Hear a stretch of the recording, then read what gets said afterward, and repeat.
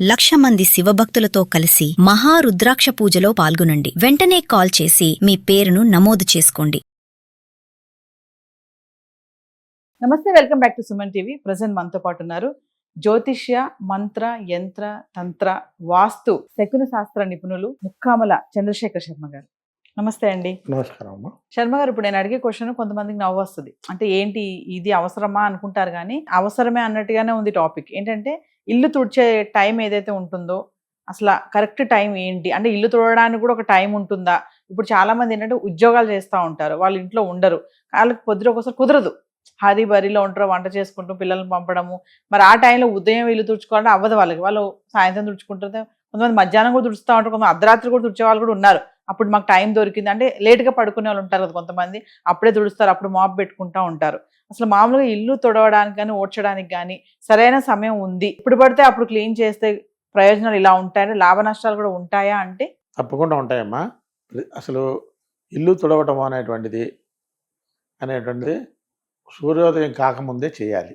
ఇల్లు తుడవటం అనేటువంటిది, పాకెట్లో కలాపు నీళ్లు చల్లి ముగ్గేయటం అనేటువంటిది సూర్యోదయం కాకముందే చేయాలి. అలాగే సాయంత్రం పూట సూర్యాస్తమయం కాకముందు చేయాలి. సూర్యాస్తమయం అయిన తర్వాత అసలు చేయకూడదు, సూర్యోదయం అయిన తర్వాత చేయకూడదు. మనం ఇవాళ రేపు ఉన్నట్టు కలికాల పద్ధతుల్లో మనం అన్ని రివర్స్ చేస్తున్నాం మనకు అనుకూలంగా. దానివల్ల ఏమవుతుందనంటే కనుక మన ఇంట్లో ఉన్నటువంటి ధనలక్ష్మి రాదు. మనకు కావాల్సింది డబ్బు. ఆ డబ్బు మనం ఆరోగ్యము, సంపద, మనకేంటి కావాల్సినవి ఏంటంటే అష్టైశ్వర్యాలు అంటే కేవలం డబ్బు ఇదేనే కాదు, ఆరోగ్యము, ఇవన్నీ పేరు ప్రశ్నలు, ఇవన్నీ మంచి చెడు, మన ఇంట్లో కుటుంబ అభివృద్ధి, ఇవన్నీ ఉంటాయన్నమాట. ఇవన్నీ సక్రమంగా జరగాలి అంటే కనుక ఆ చెప్పిన పద్ధతులు మనం పాటించాలి. మనం 8 గంటలకు పొద్దున్న లేస్తాము, సూర్యుడు కనబడుతుండగా అప్పుడు ఫేస్ వాష్ చేస్తుంటాము. ఆ తర్వాత స్నానం చేసిన తర్వాత, కొంతమంది స్నానం చేసిన తర్వాత చూసుకుంటారు, స్నానం చేయకముందే చిమ్మాలి. ఆ సూర్యోదయం తర్వాత అసలు పనికిరాదు. పైగా ఆఫీస్ పనిలోనే 8:30, 8:30, 9 గంటలకి ఆ టైంలో చిమ్ముతూ వెళ్ళిపోతూ ఉంటారు, చిమ్మేసి వెళ్ళిపోతారు. అలాగే సాయంత్రం పూట అసలు తుడవటం చిమ్మడం అనేటువంటిది ఉండదు. రాత్రి ఎప్పుడైతే 8:30కి వస్తారు, 9 గంటలకు వస్తారు, 10 గంటలకు వస్తారు, వాళ్ళ ఉద్యోగరీత్యా.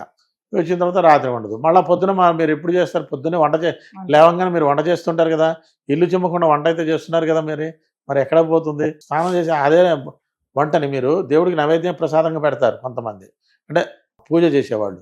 చేయని వాళ్ళు ఏంటంటే కనుక మామూలుగా డైనింగ్ టేబుల్ మీద పెట్టుకొని స్నానం చేసి ఒక మామూలుగా దండం పెట్టుకొని తినేసి వెళ్ళిపోతుంటారు. ఇల్లు చిమ్మకుండా ఇవన్నీ చేయటం వల్ల ఉపయోగం లేకుండా ఉండటం అనమాట. ఏదో నామకే వాస్తి చేశాము అంటే చేశాము, ఇల్లు శుభ్రంగా ఉందంటే శుభ్రంగా ఉంది. ఎవరన్నా ఇది మనం ఇప్పుడు ఎలా ఉందంటే కనుక ఇప్పుడు ఇవాళ రేపు పద్ధతులు, మీరు ఈ క్వశ్చన్ అడిగితే నవ్వులాటగానే ఉంది అని అనుకుంటాం మనం. ఇప్పుడు ఉన్నటువంటి పరిస్థితిలో ప్రతి మనిషికైనా చూడండి, ఒక ఆరోగ్యం సరిగ్గా ఉంటుందా?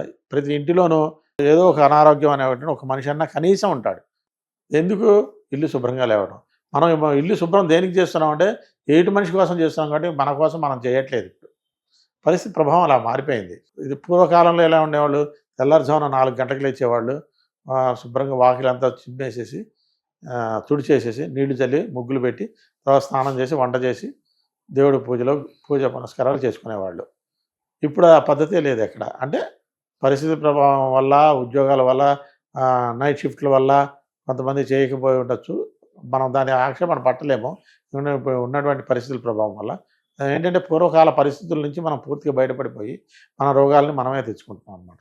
ఇదివరకు అనేటువంటిది ఎక్కడైనా మీరు చూడండి, ఒక 20 సంవత్సరాల ముందట మనకి ఇన్ని రోగాలు ఉన్నాయా? ఒక రోగం అంటే మహా వస్తే తలనొప్పి, జ్వరం, అది కూడా చాలా రేర్గా, 6 నెలలకో సంవత్సరానికో ఒకసారి వచ్చేది. ఇప్పుడు అన్ని రోగాలు ఉంటున్నాయి చిన్న వయసులోనే. షుగరు, బీపీలు ఇదివరకు అసలు మనం ఎప్పుడన్నా పేరు విన్నామా? పూర్వకాలంలో ఒకటి ఉండేది, క్యాన్సర్ వ్యాధి, అదే రాచపుండు అనేది. అది ఎవరికి వచ్చేది? ఏ రాజులకో ఏదో ఎప్పుడో బాగా ధనవంతులు ఉంటే వచ్చేది. ఇప్పుడు ఏమీ లేదు, ఎవరికి పడితే వాళ్ళకి వస్తున్నది. మనం అవన్నీ ఎవరు తెచ్చుకున్నా మనం కొని తెచ్చుకుంటున్నాం మనం. ఎందుకంటే పరిశుభ్రాలు. మీరు శుభ్రంగా పొద్దున్నే వాకిల్లోని ఆవు పేడతోటి, ఆవు పేడ ఉంటుంది, ఆవు పేడతో కళాపు చల్లి చేయమంటే కనుక అసలు ఒక్క బ్యాక్టీరియా ఇంట్లోకి వస్తుందా? రాదు. మనం అది చేయలేము. ఎందుకంటే ఇప్పుడు అన్నీ అపార్ట్మెంట్లు అయిపోయినాయి. ఏంటంటే కనుక బాగా పెరిగిపోయింది, కళాపు చల్లలేము, ఏం చేయలేము. మరి ఆకిలే లేదు, బ్యాక్టీరియా అంతా మన ఇంట్లోనే ఉంది. ఇంకా రోగాలు రాకుండా ఎక్కడి నుంచి వస్తాయి?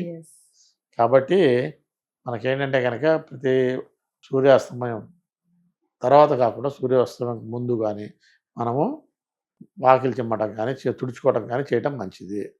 ఎంత చేస్తే అంత మంచిది అనమాట. అంటే ఎప్పుడు పడితే అప్పుడు కూడా ఇల్లు తుడవకూడదు. తుడవకూడదు. ఇంకా శర్మ గారు బూజు ఉంటుంది కదా, చాలా మంది ఇళ్లలో చూడండి, కొంతమంది బూజు కూడా క్లీన్ చేసుకోరు అసలు. అంటే అలా కొంతమంది ఏంటంటే బూజు ఉంటే మంచిది, లక్ష్మీదేవి ఉంటది మా దగ్గర అని కొంతమంది అంటా ఉంటారు. అలా అనేవాళ్ళు కూడా ఉన్నారు. ఎంతవరకు కరెక్ట్ అండి అది? బూజు అనేటువంటిది మన ఇంటిలో అసలు ఉండకూడదమ్మా. బూజు అనేటువంటిది ఏ మూల ఉన్న బూజే కాదు, ఎటువంటి రకమైన డస్ట్ కూడా ఉండకూడదు.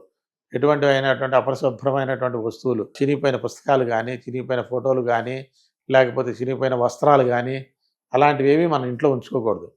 చిరిగిపోయిన బట్టలు వాడట్లేదు, బట్టలు తీసుకెళ్ళి అనాథ శరణాలయంలో ఇవ్వండి, లేదు చెత్తబుట్టలో బారేసేసి బయటికి తీసుకెళ్ళి ఇంట్లో ఉంచుకొని ఆ దరిద్రాన్ని అంతా మనం రోజు మోయటం ఎందుకు? మనం అదేంటంటే కనుక మనకి టైం లేక చేయలేకపోతే. ఇల్లు శుభ్రంగా ఉండటం అంటే కనుక మనం వేసుకున్నటువంటి వస్త్రం శుభ్రంగా ఉతికాము, వేసుకున్నాము ప్రతిరోజు. కొంతమంది ఏంటంటే వేసిన వస్త్రాన్నే మళ్ళా వేసుకుంటూ ఉంటారు. అదేంటంటే కొన్ని ఉతకలేక కొన్ని వస్త్రాలు లేని పరిస్థితిలో ఉంటే కనుక వేసుకోవడం అనేటువంటి తప్పు కాదు.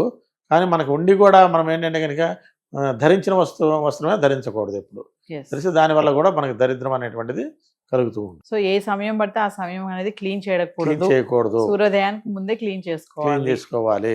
ఎటువంటి పరిస్థితుల్లో అయినా సరే. ఇందులో మొహమాటం ఏమీ లేదమ్మా. ఇప్పుడు కుదరట్లేదు కదా అంటే ఇక దానికి నేనేం చేయలేను. దానికి తగ్గట్టు మరి ప్రతిఫలం కూడా సెట్ చేసుకోవాలి, ప్రతిఫలం కూడా ఉంటుంది, అనుభవించాలంటారు. అంతే. మరి కర్మని అనుభవించక తప్పదు. ఎవరైనా, మీరైనా అనుభవించక తప్పదు, నేనైనా అనుభవించక తప్పదు. ఎంత మహాయోగులైనా, ఎంత యోగా పొంగవులైనా సరే వాళ్ళ కర్మని వాళ్ళు ఖచ్చితంగా అనుభవించి తీరాలి. దాన్ని ఎంత జ్యోతిష శాస్త్ర ప్రకారం అంటే, జ్యోతిష శాస్త్రంలో నీకు ఫలానా ప్రాబ్లం జరుగుతుంది అని తెలిసినప్పటికీ దాన్ని కొంతవరకు నివారణ చేయించవచ్చు, కానీ 100% ఎటువంటి పరిస్థితుల్లో నివారణ చేయలేము. ఇది ఎటువంటి పరిస్థితి అంటే చాలామంది చెప్తుంటారు, అంటే మరి నేను కామెంట్ చేస్తే బాగుంటుంది కాబట్టి చాలామంది 100% మేము 100% చేస్తాము అంటారు. అది చాలా తప్పది. మనకు ఎంత కనుకంటే కనుక 50% నుంచి 60% వరకు మనం తొలగించడానికి అవకాశం. తొలగించడం అంటే కర్మను తొలగించట్లేదు మనం ఇక్కడ. వాళ్ళకు వచ్చే ఆపద ఏదైతే ఉందో ఆపదని మరీ భయంకరంగా కాకుండా ఆ ఆపద తగ్గేట విధంగా చూపిస్తున్నాం అనమాట.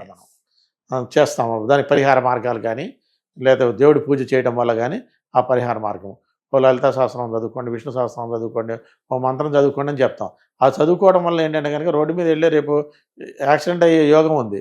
ఆ మంత్రం చదువుకోవడం వల్ల మీకు యాక్సిడెంట్ అవుతుంది, కానీ ఏ కాలో చెయ్యో విరిగే బదులు కొద్ది చిన్న దెబ్బ తగులుతో సమసిపోతుంది.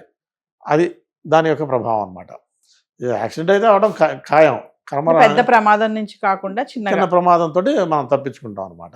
సో కాబట్టి మనం దైవాన్ని కంపల్సరీగా పూజించడము, సరైన నిర్దిష్ట సమయాల్లో మనం కావాల్సినవి చేసుకుంటే కనుక అన్నీ సవ్యంగా జరుగుతాయి. అవి లేని రోజున మనకి అన్ని రోగాలు అన్నీ వస్తూ ఉంటాయి అన్నమాట. వస్తున్నా